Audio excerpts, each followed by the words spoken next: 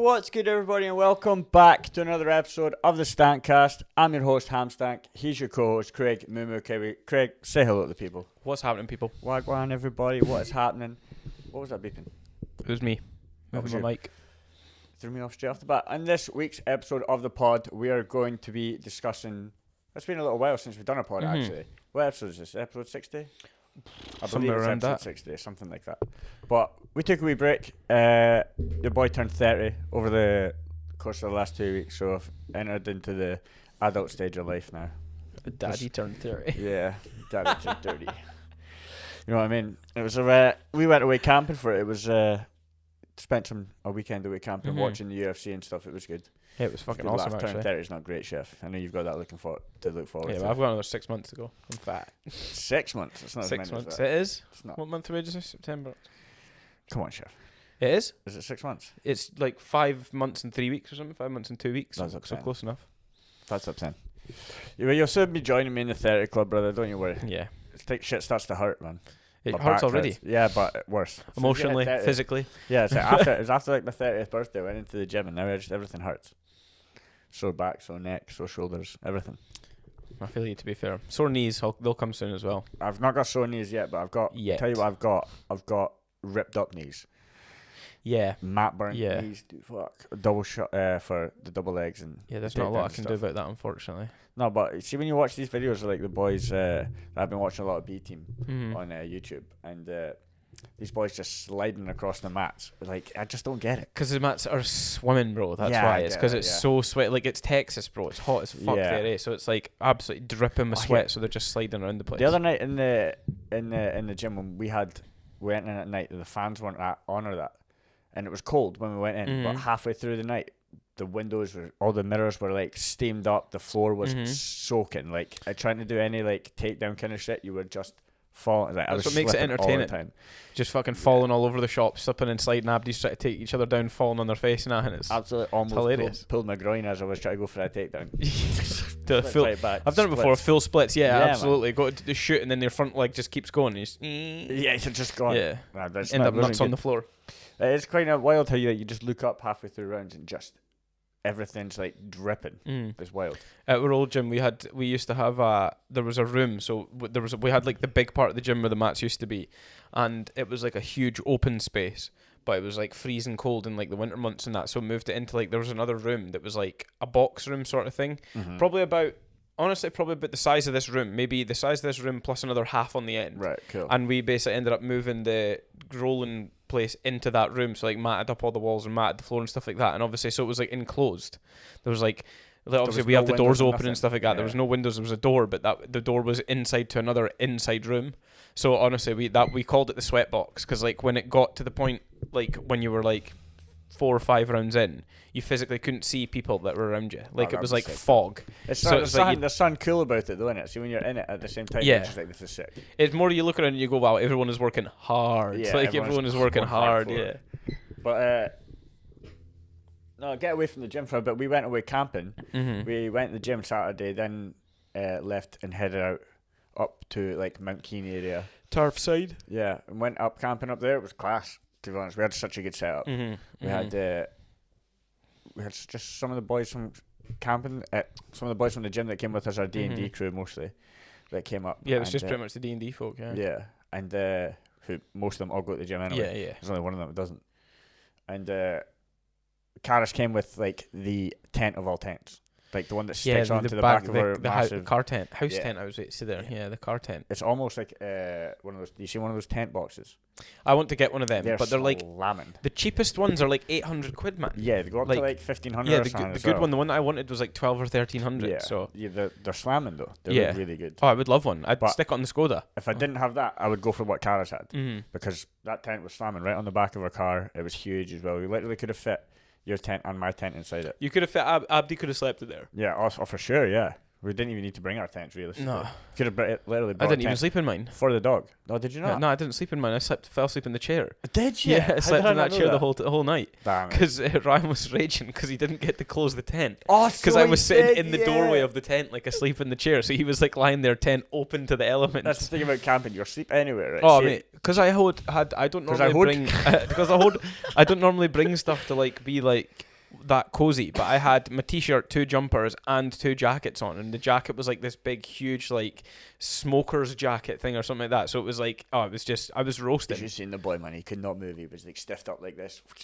I was like, I'm living this camping. But honestly, was I cold? No, absolutely, it was roasting. It wasn't a cold night, to be fair. Everyone was like worried about, like, my parents and everyone that I worked with were all like, it's going to be freezing, because the week before was cold. Like, we were getting up to go to work at like 6 in the morning, and it was frosty. Yeah, it was pretty cold still, regardless. Like, it was like 4 degrees or something in the morning. Yeah, but that was a lot warmer than it had been the Thursday, Friday prior. Yeah. Like, it was cold, and then we got lucky that we got hit by like a wave from the equator on like the Friday night or something. So we got really lucky with the Saturday morning being all right.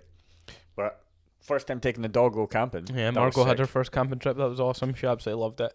She was actually golden as well, you know. Like, she wasn't like a pain in the arse at all. Like most dogs would be running about trying to get at everything, but she had 1 or 2 moments of trying to like get the stuff that was on the grill when we were cooking. But other than that was it. Like literally only tried to do it twice, and then that was it. She was fine the rest of the time. It was awesome.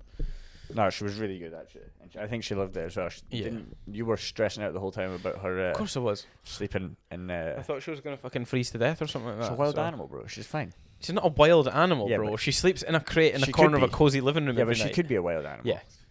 You know I mean? I was just like, but I wasn't too bad, to be fair. Like, I brought a jacket. She's got a wee jacket and stuff like that I brought her. No, she was decked out. I didn't put it in. I just had her like our crate that was nice and coated with cozy blankets over the top of it, so it was like our own little wee cozy hut. Yeah. And it was like inside the gazeboed bit and stuff. Yeah. So that was I brought the gazebo as well. So we had Karis's like Maasai tent on the back of her car. What car she got again? She got the it's not a Hilux. No.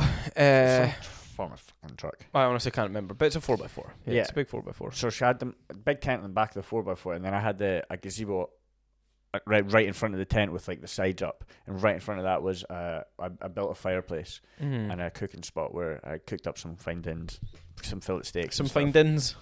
Yeah, it was good. Like steak sandwiches with like roasted red peppers and roasted peppers and onions, because it was green peppers too actually. Yeah, and then I had the remnants of the sauce that I didn't kick all over the floor.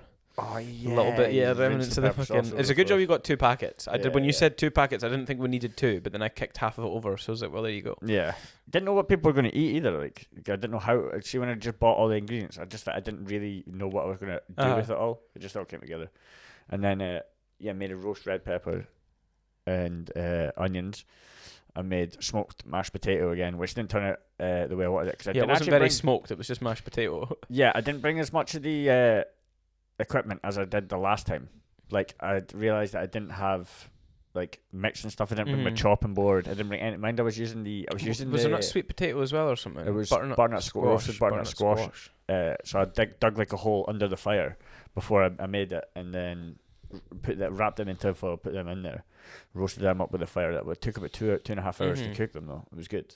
Yeah, I just mixed them with a powder of butter, some salt and pepper, and it was fucking sick. I made a wee soup. Stew arrived at like 9:30, and I made a wee soup out of the remnants of the mash and the squash. But it was lit. I love camping as always. It's always getting a good time to get away. No responsibilities for a night. It's good. Sorry. Oh my god, yeah, I enjoyed it a lot. I really enjoyed it a lot. Sorry, am I boring you there? No, it's trying times, mate. I'm just a tired person. This puppy takes a lot of effort, mate. She's got me tired. Yeah, between that and the gym, you'll be a tired guy. And work as well. Full-time job is not easy. But while we were away camping, we were watching Cage Warriors and the UFC. And the UFC that night was O'Malley versus Merab. Yeah, it was, yeah. And the Cage Warriors, we were watching that night because Sean Clancy was on it. And speak about him first. You can go on him. He showed a dominant performance. Yeah, but as always, he came in, starts the boy, rear naked, choked him inside a minute and a half. You know what I mean? Like, the guy's an animal. Yeah, you want to say like he does what he does, but like the more higher the competition goes up, the more chance you're going to see like longer fights out of Steve. Yeah, you'll get tested the more longer he gets. But it's good signs that even guys at Cage Warriors, he's just fucking. He's able to do the same. Walking in, doing them, and then just leaving. You know what I mean? Like. Undefeated guys as well. It's like when you look back at some of his fights that he's had, like it's not been like tin cans he's been put up against. Like, there have been solid matchups, and he just decimates every time.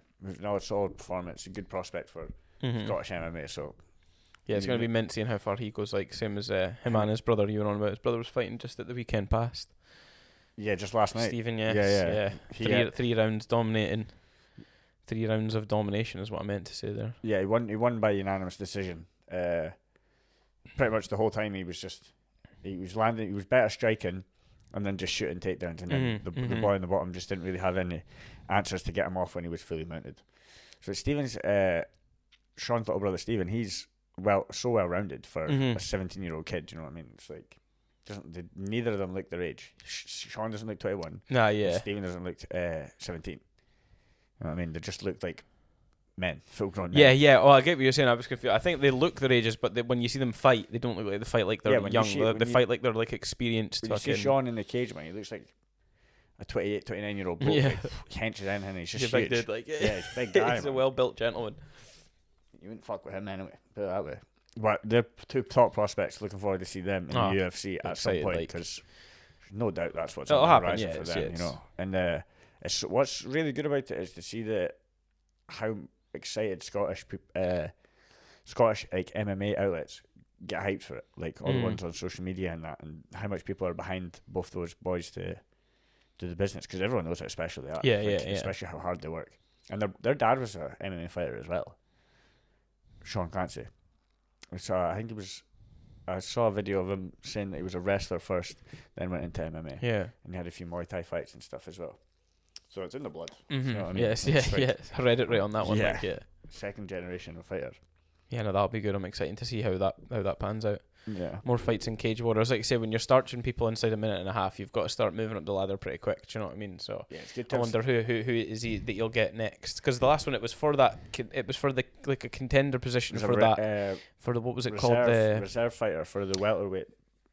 Yeah, but what was the name? I'm trying to think of the name of the tournament thing. It was the prize fighter thing, 50,000 pound prize fighter. It was if one of them were injured, they had to step in. But yeah, because for some reason the Cage Warriors do it differently. They do like the medical right before the main event or something. So they still had to do the medical while Sean was fighting. Okay. For the 2 main I just events. need to make sure that they're healthy right before they go in. Do you know? Yeah, what I I mean? guess so. It's just a weird way to do it. You would have thought it would all been done the day before. All that stuff. Because I was on commentary that I watched the fight back today. Sean Clancy's last fight back. I watched that today, and on the commentary they was talking about how if there was an injury or something in the main event, prior to the main event, one of these two would step in. Yeah. And they were like, well, it doesn't look like there's going to be an injury and an upset or anything, so they should have just made this fight 3 rounds, 5 as normal, because it was set to a 2-round fight with a possible overtime fight, overtime round, but obviously it wasn't needed. But nah.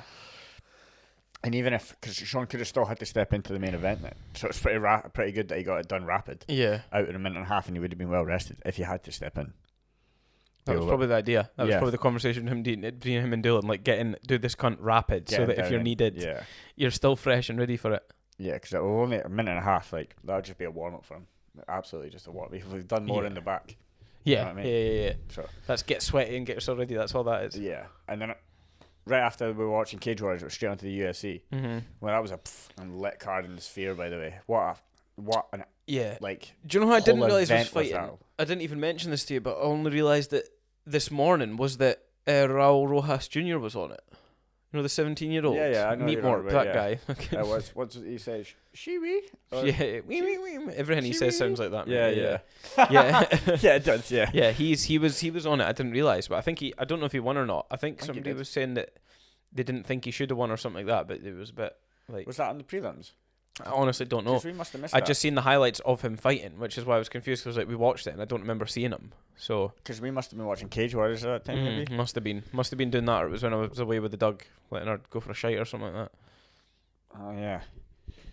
But yeah, I'll need to watch back because I didn't realize he was fighting on it. I didn't even see how it went. We can watch them back though. I'm actually quite keen to go and watch some of the other fights back. Yeah, well, the whole, like I was saying, the whole Sphere it's crazy. Event was crazy, like literally mind blowing. Like the promos they were doing, like pre-fight, were because the size of the screen in there, it was fucking sad. And like when the people were walking in, they had like scenes that were from like their native land, like going along in the background and stuff. That was so awesome.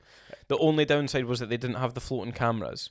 Yeah, because it was too high, so they weren't able to like build like floating apparatus that could actually be above the cage. So all the shots were done from cameras around the edge of the cage. But you wouldn't really notice unless you're really paying attention to that. Yeah, it was fine. I didn't miss it too much, to be fair, because like the atmosphere it created in the building, you almost felt it like through the screen. I don't know if it was because we were away camping, and at that point in the camping, it was just me and you up. Everyone else had went to conked out, and it was just me and you huddled around the laptop watching this thing in like the middle of nowhere. It's pitch black. Like I went for a piss and like stepped past the laptop. As soon as you step past the laptop, it's just like nothingness. Damn, it's dark out here. Like they can't see nothing. Well, obviously it's because you've just been staring at a laptop, but like, I felt like it was genuinely like you were in the arena. It was really good. I'd like to see them do a lot more events in the Sphere. Well, they said that they were at the start of the event. They said it was just going to be a one-off, and then I think they were saying that halfway through the event, the commentators were being like, "Okay, have to come back they're now talk. They're now. It's now. They've not said they're coming back, but what they're saying is." When they were talking about it, rather than they kept being like, "Oh, this will be the only event," it's now being like, "Oh, this first event's really like, or this event's," and he's like, "It sounds like they're maybe gonna like start changing." So it'll be interesting to see if they do, because it was sick as fuck. So yeah, for the big cards, you know what I mean? Like, I wonder how expensive it is to be in the Sphere, though. I can imagine. Like, I wonder how much the Sphere costs. But I can imagine, like, for McGregor's return, it'll probably be in there if it's going to be in America. Nah, Vegas. He'll want to do it in. He always wants to do it in their main fucking. Is it MGM Grand? No. Is that what he wants to do? Is it? He always goes on, but he loves Vegas. He loves the Vegas events. Is that not? What's the Sphere? The Sphere's in. Is the Sphere? I thought the Sphere was in Vegas. Is it? Well, but either way, not the Sphere. The one that they normally do the events at in Vegas. Like I don't know if it's MGM Grand or if it's. I can't remember what it's called, but like the main stadium that they have the main big events. Yeah, but I'm assuming like going forward, like any of like the big events now will be done in the Sphere. Because it's we'll see. Different. We'll need to see, because like I say, I think by the sounds of things, like I say, because they couldn't have floating cameras and stuff, some of it was a bit awkward. So I don't know if they will, but like saying they were only intended on doing one. So I'd imagine they'll come back, but I can't imagine they'll be doing it going there very regular. That's what I'm saying. Like the big cards, like the biggest cards, like maybe a John Jones return or a McGregor return or something like that. I think it's got to, because it's got to be the Sphere. That arena built so much into that card. That card felt so much better because of the arena and how much you felt like there wasn't. Especially for a European fan, when you're sitting watching it at 4, 5, 6 in the morning and you're starting to go, because all you're doing is listening to people talking or seeing commercials. See, when you've got like a movie trailer put out in front of you, like to bring you in right before the fight, it's totally different. In my opinion. Do you not think that'll wear out though? That'll wear off. Do you know what I mean? Like that'll be cool for like the first few. Do you not remember the promos they were cutting? It was all like all about the Mexican independence and stuff like that. Yeah, but those promos were shown to us via just the screen. Like they could make that promo whether or not it's at the Sphere. Do you know what I mean? Like they could still make that video.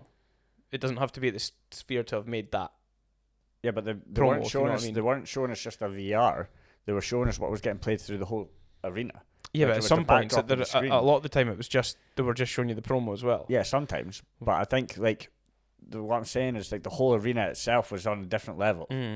I think it was.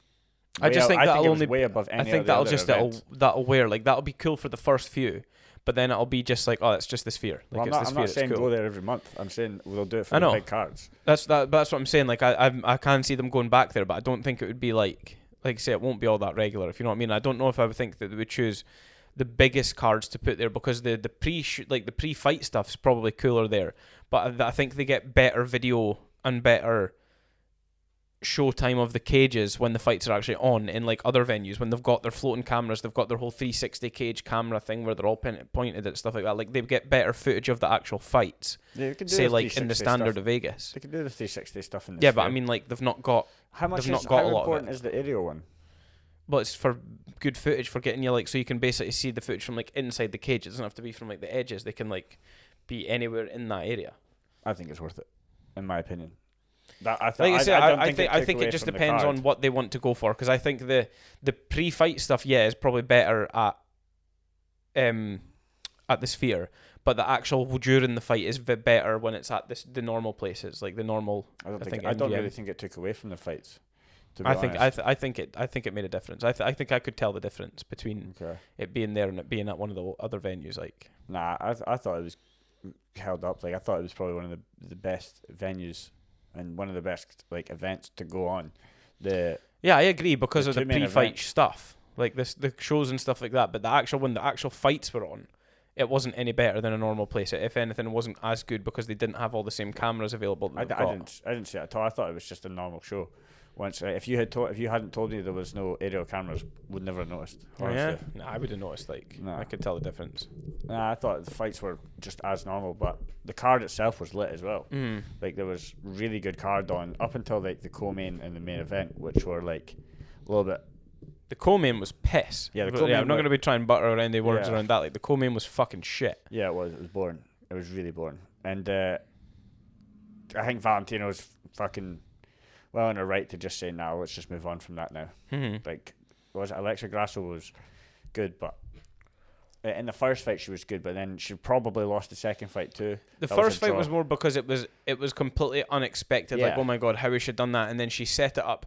She like that she set the counter up perfectly to what she did.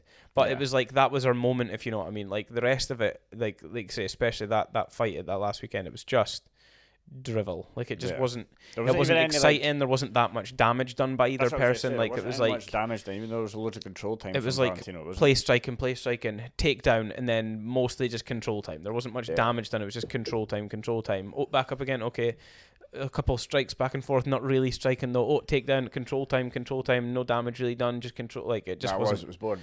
Yeah, and then to be fair, the O'Malley and Dvalishvili one wasn't even that much better. Like it was No, Merab better, did but more not that damage much better. for sure, but it definitely did more damage. But again, it was one of those.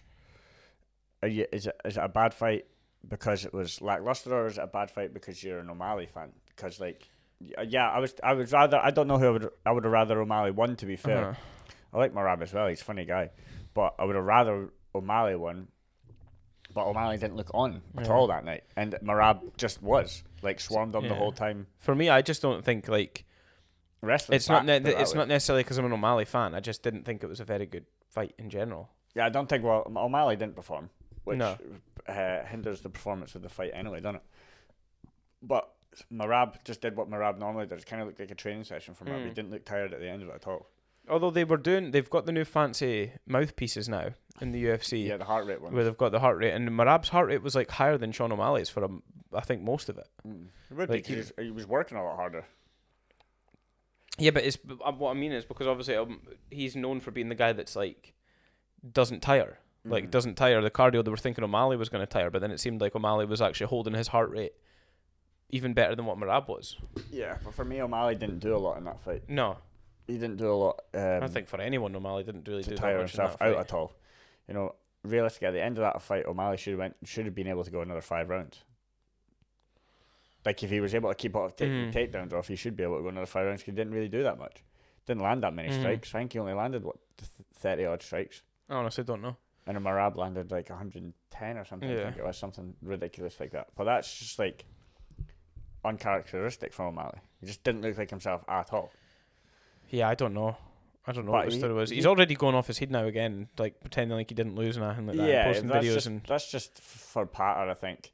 Did you see his story after he lost? It was like, it was him with the emo haircut and the black, like the makeup and the what's it called, the mascara and all that. And he posted on his Snapchat story. It was like how I felt since I've lost to Merab, yeah. and loads of different ones. He's been I seen quite a bunch funny of with moments it. where he was like pretending to do like shadow wrestling, and he was like Yeah. had like a full singlet on. He's like Yeah. rather sprawling and anything. Yeah. I think he was quite funny with it. And then I saw him post a tweet saying the Sugar State Athletic Commission says O'Malley won the fight. Yeah, because that's when he jumped back up and he's like, I actually won. He's like, I'll be facing fucking Umar. no, him the one that beat Volkanovski. That's who he made the joke about. Ilya Tapura, I'm sure he said. He was like, I'll be fighting Tapura in July or June or something like that to like defend the belt. And then he was like, nothing's changed. He's like, O'Malley's still undefeated. Like all of that He's shit. doing the whole Chael Sonnen thing. Yeah. Taking Undefeated, but Chael Sonnen is undefeated, undisputed, never lost a round, mate. Never lost a fight, never lost a round. How does that bum taste? I love Chael Sonnen. But O'Malley, I think he came out afterwards and he didn't make any excuses.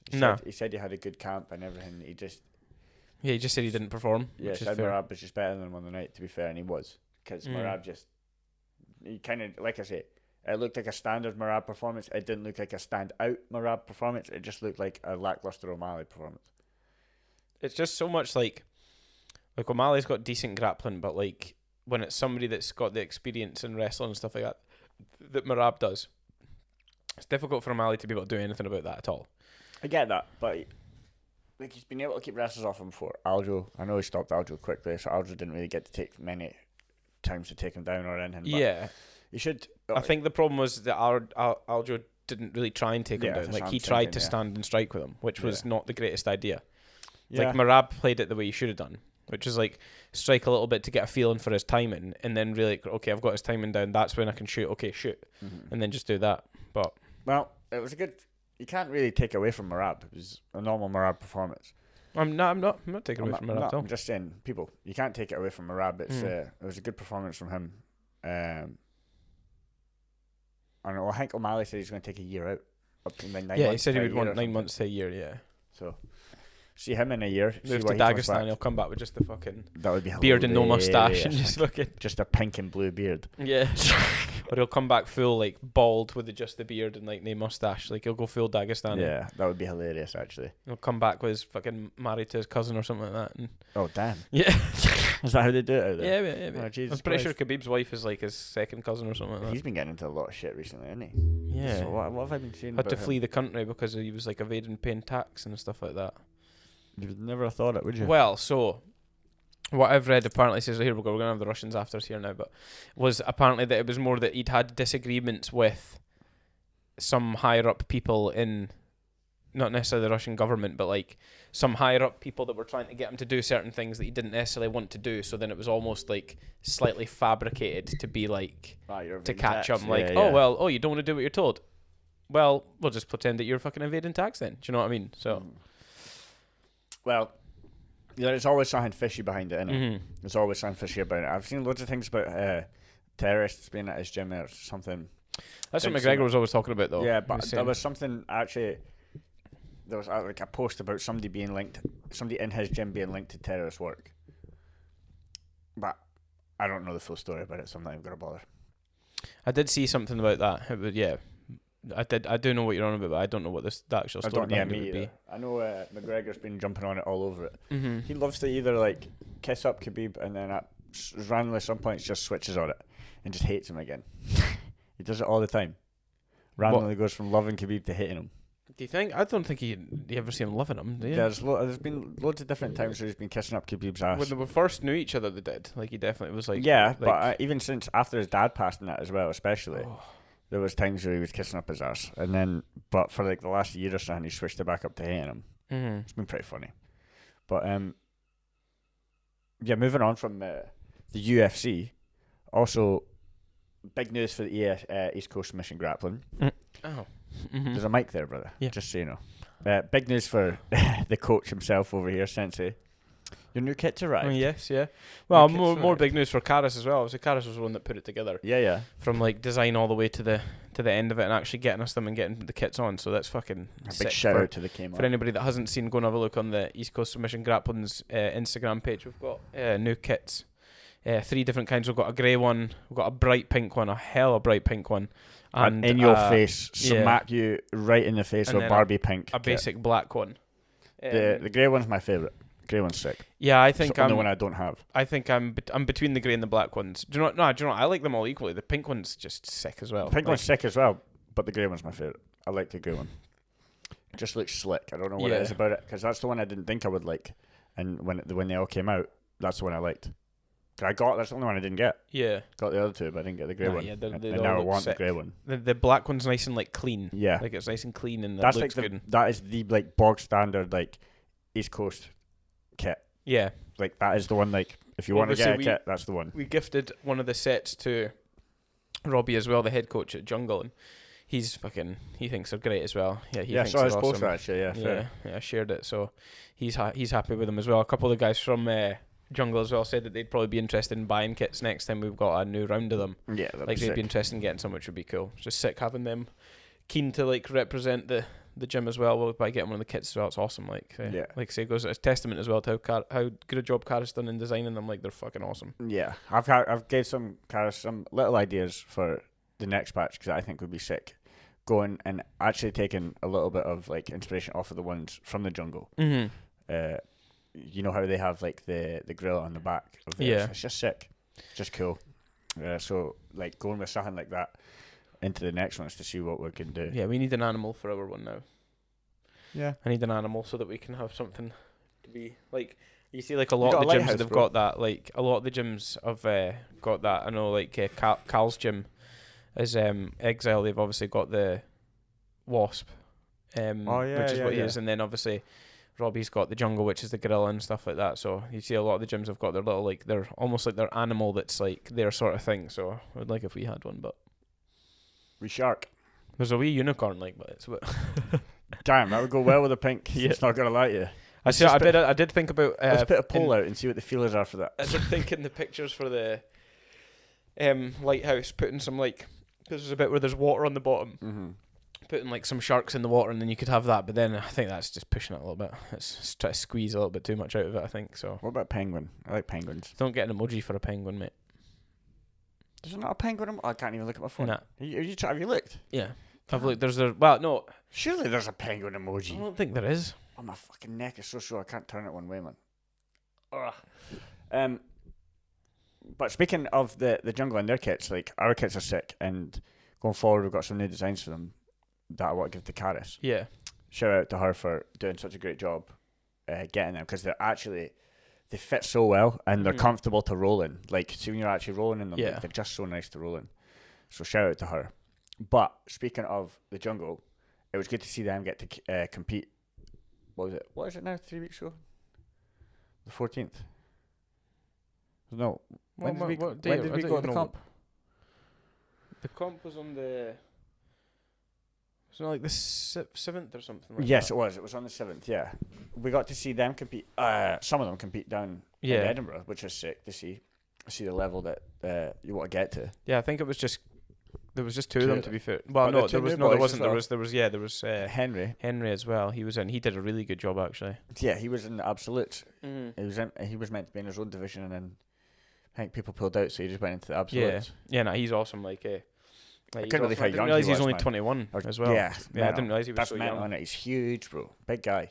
Yeah, big, and he's good for his age as well. Like, yeah, you had a round with him last time we were down at Jungle, actually, didn't you? I've had a couple. Yeah, I've had a couple. Yeah, so he's only started with them like quite recently. So yeah, looking forward to getting many more rounds with him. Like, he's a good talent, nice talented kid. Like, so yeah, they seem like nice lads.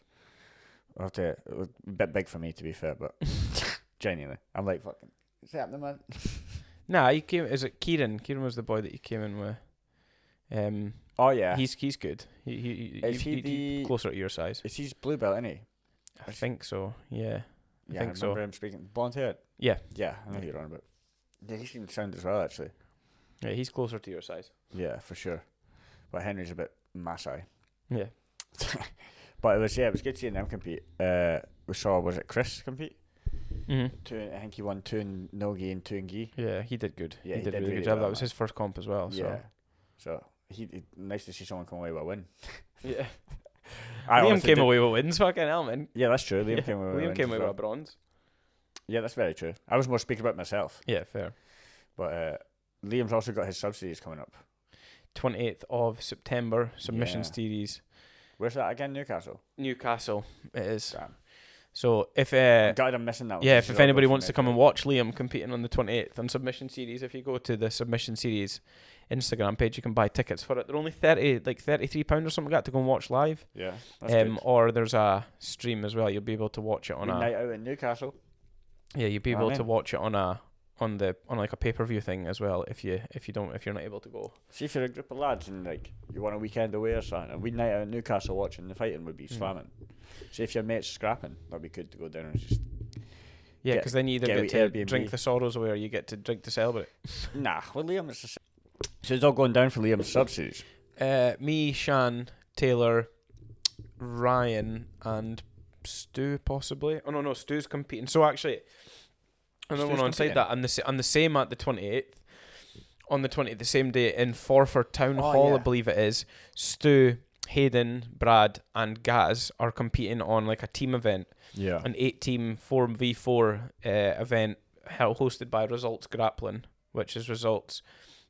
We've got Jim and Blair Gowrie, Forfar and Arbroath. So they're hosting this event at the Forfar Town Hall where it's like teams. So we've got a team. There's teams from like their 3 gyms. There's a team from one of the universities. I don't want to say it and get it wrong, but I think Edinburgh Uni. They've got a team in for it. Lewis Penny, who was in visiting as a guest the other night at the gym, he's got a team as well.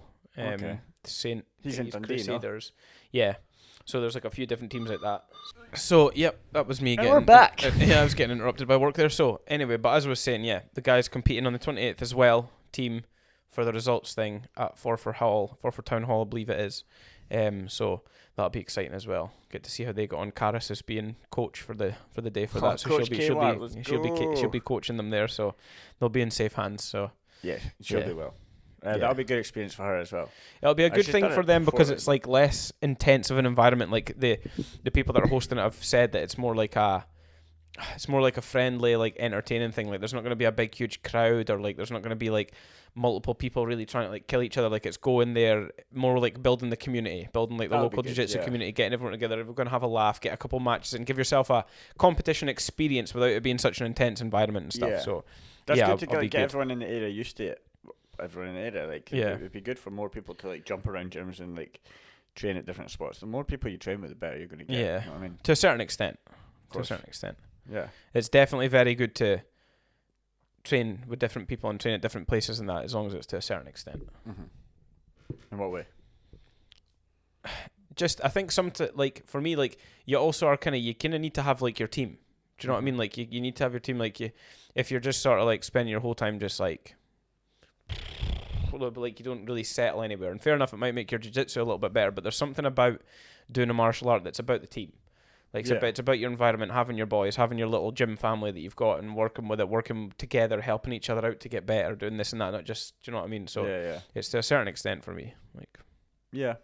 At the end of the day, there is a certain amount of time where like I'm here for the team. Do you know what I mean? So it's like this is my team and this is where I'll be, sort of thing. Yeah, but it's always good to be able to have that opportunity to go to other gyms. Like 100%. Like these boys are trying to set up the results thing. It's a good as long as it's in good spirits. It's just good to get everybody really nice. knowing each other. Like to get people speaking, get people knowing each other, get people onto more friendly situation and stuff like that, so that like when opportunities come up for stuff, we can almost more like work on trying to push the sport forward together rather than like individually. Do you know what I mean? Like as a sort of like a community. Yeah, it's a lot harder to do things on your own than as like. Everyone knows as a team, everything's worked better. Whereas when you're like, oh, they're going to do that, but I don't really know them, so maybe. Whereas it's like, oh, no, we've fucking done this and been to that competition, they were there and we helped them with that, so yeah, we'll do it together, and then just more opportunity, I think. No, it's good. The whole community building each other is fucking what you need in the scene, really. But either way, I think we'll leave that there, brother. That was a good pod. It was nice chatting to you, as always, again. We didn't even touch on the boxing last night, but we can probably leave that for the next one. Yeah. As always, guys, thanks for listening, thanks for watching, and thanks for subscribing on the YouTube and the Spotify. Go follow us on all our socials. Follow the gym, East Coast Submission Grappling, as well. Go check out Karis's page because she's designed all the kits and that as well. And cheers to everyone who's been supporting us along the way. Anything to say, Cowie? Like and subscribe and just that's it. Go on, like staring like into and nothing subscribe, this like and year. subscribe to the gym page. Come try the gym out. First session's always free. Just come and give it a bash. See what you feel about it. The first one's always free, but you pay for the rest of them in pain. Yeah, you pay for the rest of it with your life. It's a cult. Cheers, guys, for listening. We'll catch you in the next one. Peace.